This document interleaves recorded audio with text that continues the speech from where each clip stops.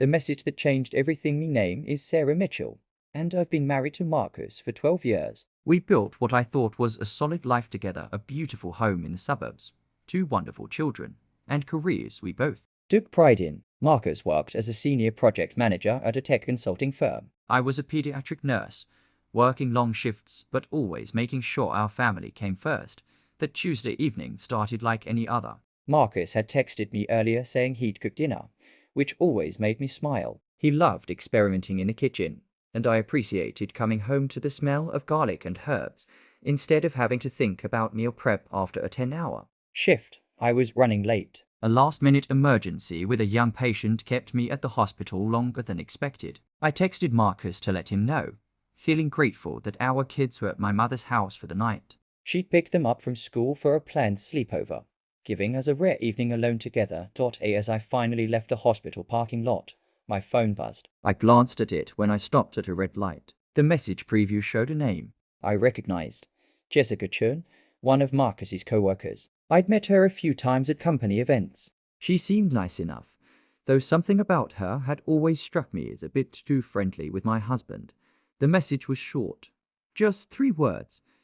I miss you. My heart stopped. I read it again, hoping I'd misunderstood. But no, there. It was on my screen, clear as day. The light turned green, and the car behind me honked, jolting me back to reality. I pulled over into a coffee shop parking lot, my hands trembling. I sat there for what felt like an eternity, staring at those 3 words. 1,000 thoughts raced through my mind. Was this innocent? Could it be a mistake? But deep down, I knew. You don't send "I miss you" to a married coworker unless there's something more. The betrayal hit me like a physical blow. All those late nights Marcus claimed he was working on important projects. The times he'd come home smelling like perfume, which he explained away as being in close quarters with the team. The new cologne he'd started wearing a few months ago. The way he'd been more distant lately, always on his phone, always distracted.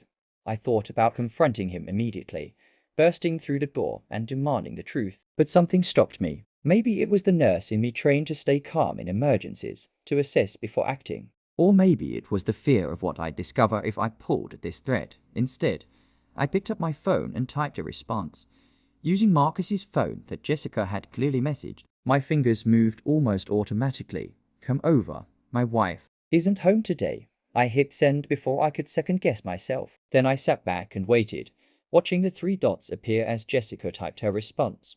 Really? I thought she was working late, not away. You sure it's safe? My stomach churned. So this had happened before. They'd been together at our house. In our home. Possibly in our bed. The place where I'd nursed our children, where we'd celebrated birthdays and anniversaries, where I'd felt safe and loved. I typed back, she'll be gone for hours.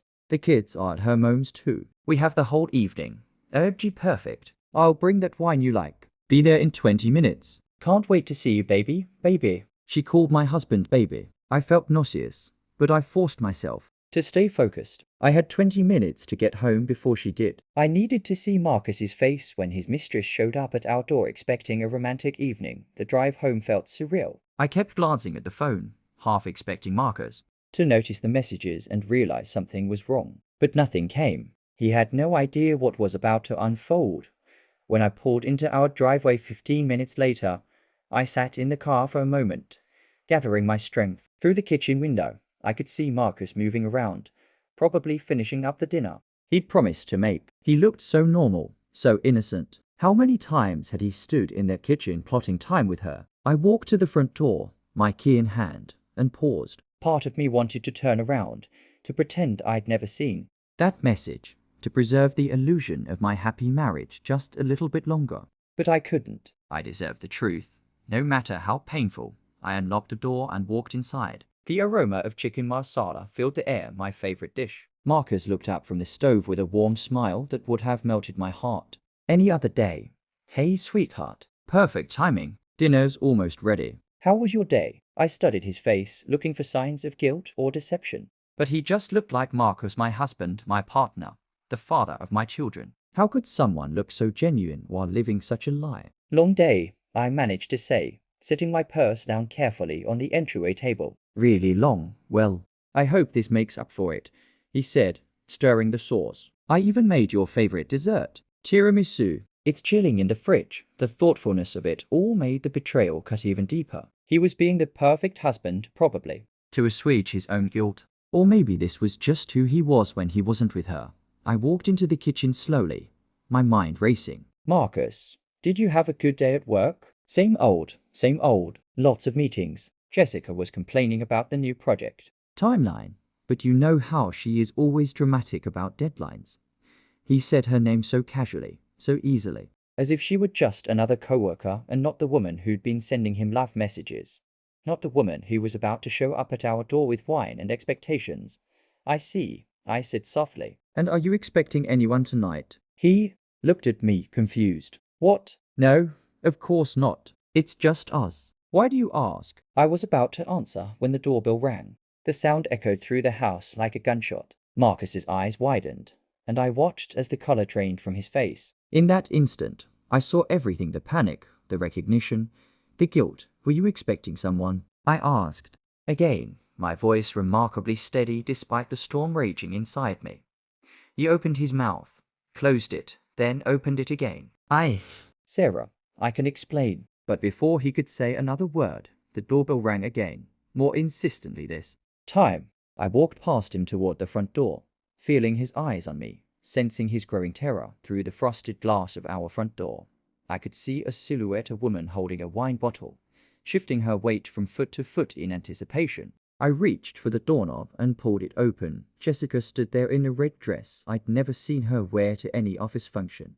Her makeup perfect, her smile bright. She was holding an expensive bottle of Pinot Noir, the kind Marcus and I used to share on special occasions before life got too busy for such romantic gestures. Her smile faltered when she saw me. The wine bottle slipped slightly in her grip, and her carefully made-up eyes went wide with shock. Sarah, she gasped.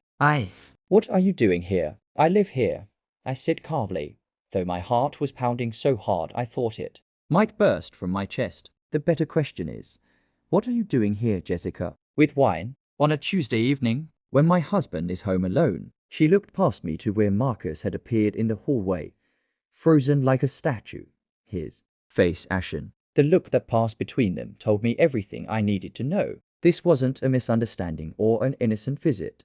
This was exactly what it looked like. I invited her. I continued, my voice gaining strength. Using my husband's phone. You see, you sent him a very interesting message earlier. I miss you. Ring any bells? Jessica's mouth opened and closed like a fish out of water. Marcus moved forward, his hand outstretched. Sarah, please, let me explain.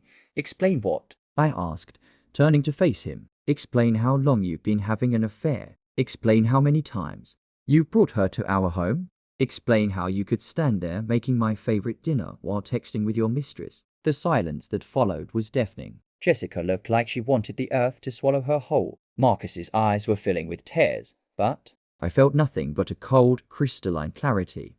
I think you should leave, Jessica, I said, turning back to her. And I think you should look for a new job. Because I guarantee, when HR hears about this, your time at that company is over. She turned and practically ran to her car, the wine bottle still clutched in her hand, her heels clicking frantically. On the walkway, I watched until her taillights disappeared down the street, then slowly closed the door. When I turned around, Marcus was standing in the middle of our living room, tears streaming down his face. Sarah, I'm so sorry. It was a mistake. It didn't mean anything. I love you. I love our family. Please, we can work through this. I looked at him, really looked at him, and felt something shift inside me. Not hatred, surprisingly. Not even anger anymore. Just a profound sadness for everything we'd lost, for the trust that had been shattered, for the future we'd planned that would now never happen. How long? I asked quietly. 3 months, he whispered. Sarah, I swear, I was going to end it. It was wrong. I know it was wrong. I don't even know how it started. 3 months, I repeated, letting the timeline sink in. 3 months of lies. 3 months of betrayal. 3 months of him coming home to me and our children while maintaining this secret life.